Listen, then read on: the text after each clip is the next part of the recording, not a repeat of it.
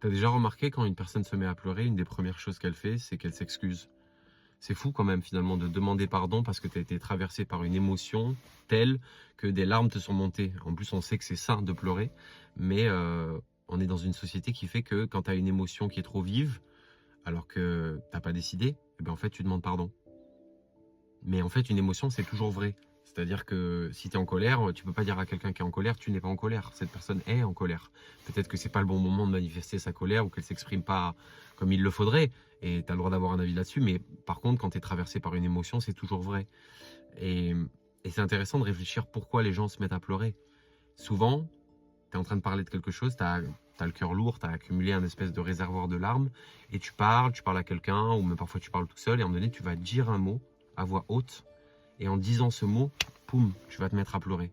C'est fou. Si ce mot il était resté dans ta tête, peut-être que tu n'aurais pas pleuré. Donc du coup, tu pleures. Pleurer, du coup, ça te libère de quelque chose qui fait que certainement, dans les décisions que tu vas prendre pour les jours à venir, il va y avoir un impact. Donc en fait, le fait d'avoir dit quelque chose à voix haute fait que tu pleures, fait que du coup, tu changes des choses. C'est intéressant ou pas? En tout cas, moi, je trouve que c'est hyper révélateur sur la puissance des mots et des verbes et que je pense qu'il faut en prendre soin.